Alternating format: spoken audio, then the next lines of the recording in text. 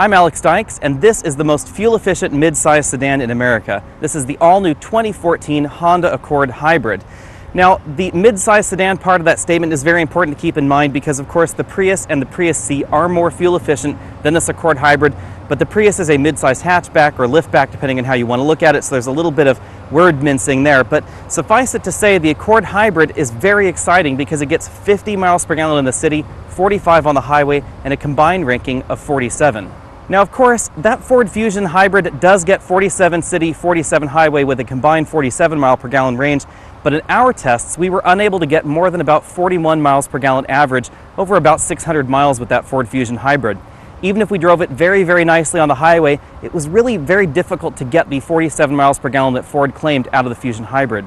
Weight has something to do with it, but also I think that the EPA estimates from that Fusion Hybrid were just a little bit optimistic. Compared to the Accord plug-in, which we've already seen before, there's a lot less differentiation in the regular hybrid model. The Accord plug-in gets a very large sort of mouth-like opening right here, and instead the hybrid gets the same grille as the regular Honda Accord Hybrid, although it's tinted blue. We also have blue tinted headlamp modules and optional LEDs. Since we're looking at the top-end touring model, we do have those optional LEDs right here, and we also have the radar sensor for the adaptive cruise control. The 2014 Accord Hybrid is the same base vehicle as the 2013 Accord, which is the most recent generation. And that 2013 Accord bucked the growing trend in this segment by actually shrinking for the 2013 model year. Although we do have a little bit more rear seat legroom, that means the overall dimensions of the Accord are among the smaller in this segment. The Accord has long been known for elegant and restrained styling, and that's definitely happening right here in the 2014 Hybrid. We have a fairly tall greenhouse for this segment, and that improves rear visibility for rear passengers, especially children, which are a little bit closer to the seat. That's very different than you'll find in every other entry in this segment because they've all gone for very coupe-like styling in which the slant and slope of the rear roof really starts right around here and then drops precipitously as it goes towards the back end. It makes the car look an awful lot sexier than this Accord, but it really hampers practicality, especially for the rear occupants. There aren't many changes for hybrid duty out back. We do get standard LED tail lamps in the hybrid model. We get an altered rear air diffuser as well. So what's so exciting about this hybrid system? Well, let's start off right here with the engine. This is a 2-liter Atkinson cycle 4-cylinder engine, produces 141 horsepower and 122 pound-feet of torque. It has Honda's latest VTEC system as well as a variable cam phasing system, which allows it to produce that 122 pound-feet of torque over a very broad RPM range. This is then mated to an electric motor generator, which produces approximately 141 horsepower or so when it's generating. That's in terms of electrical power generation. And then over there on that far side, we have a 166 horsepower, 226 pound-foot of torque electric motor. That electric motor is mated directly to the wheels via a single-speed gearbox. There's no transmission in the general sense in this Accord Hybrid as a result. There's also no reverse gear. If you want to go in reverse, it just spins that same motor backwards. Now you'll notice I didn't say anything about this engine being directly connected to the wheels, and that's because under 44 miles per hour, it's not. It is not capable in this hybrid system for this engine to directly physically apply power to the wheels. It has to generate power with that motor generator and then send that power electrically to the 166 horsepower electric motor in order to drive the wheels. That's what's different about this system, is that under 44 miles per hour, you only get about 166 horsepower out of this combination. However, over 44 miles per hour, when it can lock up a clutch pack that directly connects the motor and the generator with one another, that's when you can get the 196 horsepower combined out of the Accord. You can definitely see that in the 0 to 60 time, which we'll talk about a little bit later, definitely in the profile of the acceleration curve. The lithium-ion battery pack in the trunk can discharge at a rate of about 55 horsepower. So that means if your electrical demands from that 166 horsepower motor exceed 55 horsepower or so, it's going to turn on this gasoline engine to start generating power and ship it off to that 166 horsepower motor. That's a decent amount more power out of the battery than you'll find in the Toyota Prius Hybrid or the Toyota Camry Hybrid, which means that EV-only mode, the Accord Hybrid can drive faster and more often. This is exactly the same drivetrain you'll find under the hood of the Honda Accord plug-in hybrid, except that they insert a much larger battery pack in the rear end to give you approximately 16 miles of EV-only range. The Accord has probably one of the best front seats in the mid-size sedan segment. These seats are very large, they're nicely upholstered, and they're also fairly soft. We have a tilt telescoping steering column with a decent range of motion, and all Accords get a powered driver's seat. A power passenger seat is available as an option. EXL and Touring models get a leather-wrapped steering wheel, while that base hybrid model gets a urethane steering wheel. The rear seats in the Accord are very comfortable for the mid-size sedan segment, even though the Accord doesn't have the most rear legroom here. This seat is adjusted for me at 6 feet tall, and I do have about 4 or 5 inches of legroom left if I sit behind myself, but there are mid-sized options with more room. Where the Accord really excels is the ease of entry and exit. Because of this profile of the Accord and this fairly tall greenhouse, getting in and out of the Accord is very easy. It's also much easier to look out of these windows than in any of the other entries in this segment. One unfortunate thing about the hybrid Accord is that in hybrid trim, we lose the ability to flip and fold these rear seat backs to fold them flat for extra cargo room, and there's no trunk pass-through in the Accord hybrid like there is in the Camry or the Fusion. All models get adjustable height seat belts, so you can see right there on the passenger side. Since we're in the touring model, we have this perforated leather upholstery, which is very attractive. It's also available in black. Over here on the door panels, we have a faux stitched side door panel, soft touch right here in the black section, and then this portion is hard plastic. If we move on over to the dashboard is all soft touch plastics in the dark upper portion.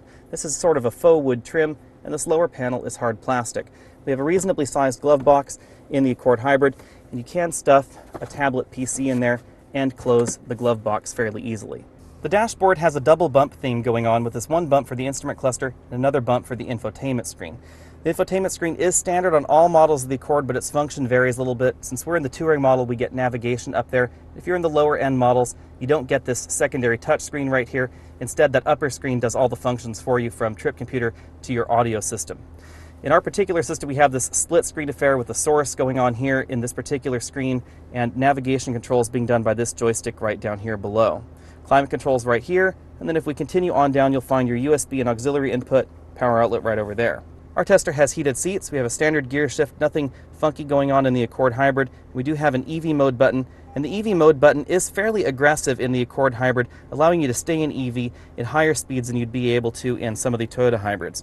We have large cup holders in the Accord hybrid, easily capable of carrying large American-style takeout drinks, and a fairly decently sized center console with an extra power port right there. The Accord hybrid's instrument cluster is shared with the plug-in. We do have a power and charge meter over here, transmission indicator, this blue line around the gauges, which is fairly attractive, full color LCD inside the speedometer, and then over there on that other side we get a battery level indicator as well as a fuel indicator. Hybrid models get a slightly tweaked steering wheel, which I think makes the interior of the hybrid Accord just a little bit more harmonious than the regular Accord.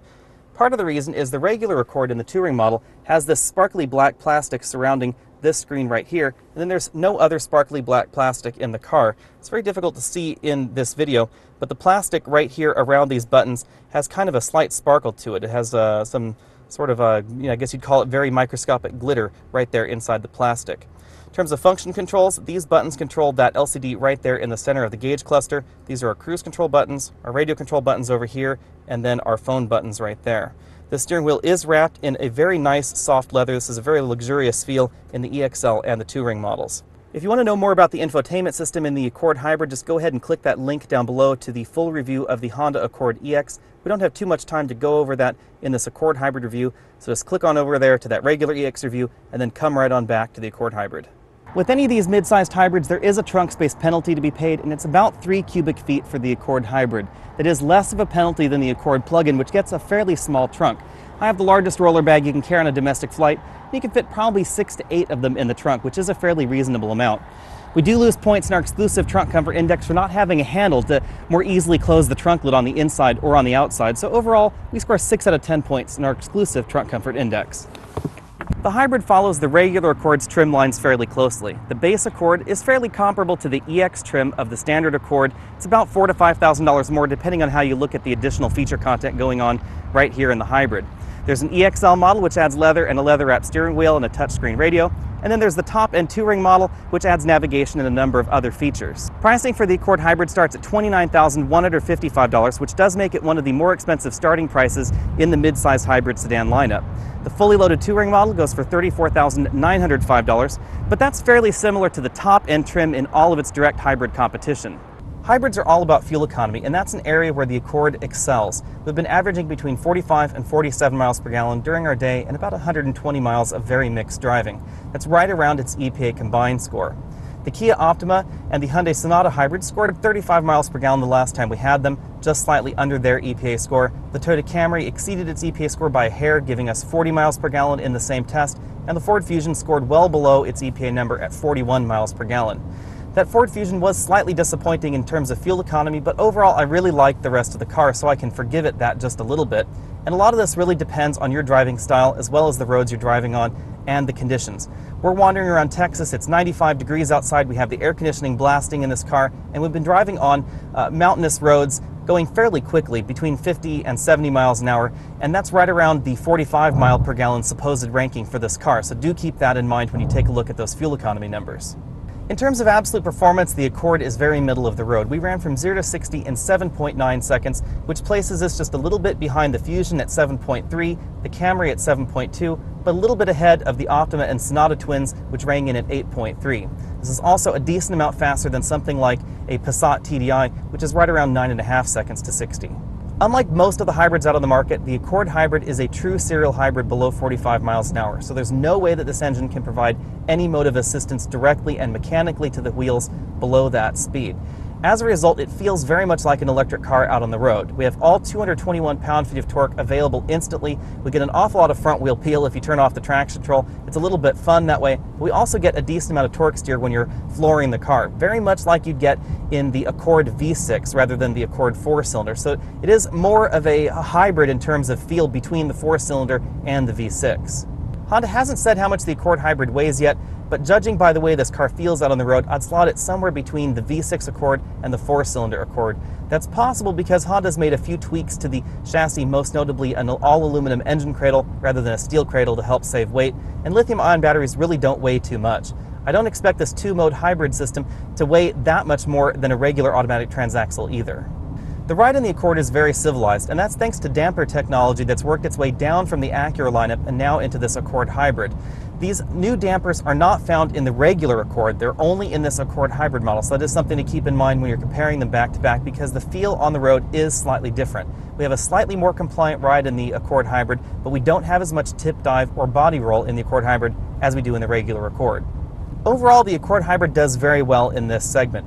I think that the ride quality is slightly better than the Ford Fusion, although the handling is not quite as good. In terms of overall cabin quietness, this really excels, and hybrid drivetrain smoothness is absolutely a first-place win for the Honda Accord hybrid. Overall, I would tie this with the Ford Fusion hybrid, which is faster to 60. It does have a slightly better behind-the-wheel feel, but I really like the other features in this Honda Accord. With high fuel economy numbers from this Accord hybrid, a comparison between this and the Prius is not only inevitable, it's also entirely appropriate. The Prius is a mid-sized car as well. It's just a liftback/hatchback, however you want to look at it, and this is a regular sedan. The Prius is between $2,000 and $4,000 cheaper than an Accord hybrid, depending on how you configure them and what options you go for. However, for that extra money with the Accord, you get a much more powerful vehicle, you get a better handling vehicle, you get more comfortable seats, you get better quality interior materials, and honestly, I think the Accord's better looking as well. Again, I'm Alex Dykes, and this has been our quick look at the 2014 Honda Accord Hybrid. Be sure and click that subscribe banner at the bottom of your screen so you can be updated on all of our latest videos, including a more detailed review of the Accord Hybrid when we can get our hands on one for a complete week. People have been asking me for a final statement on reviews, so here's one for you. I would definitely buy the Accord Hybrid. I wouldn't just recommend it to people. This is a car that I would actually buy myself. I really like the way the Accord drives, I like the way that it handles. It's gotten much quieter in this generation. It has radar cruise control, leather seats, all the features except for cooled seats that I really want in a car. And the hybrid system in this vehicle is probably the smoothest one that's currently available. It's definitely light years ahead of the Toyota hybrid system. Although I do really like the way that the Toyota hybrid system works, this system is much smoother. It's also more efficient than every other entry in this segment. In our informal tests here in San Antonio, we scored 10 miles per gallon better than in our average in the Ford Fusion hybrid, about 11 miles per gallon better than the Camry hybrid, and a decent amount more than the Hyundai or Kia hybrids.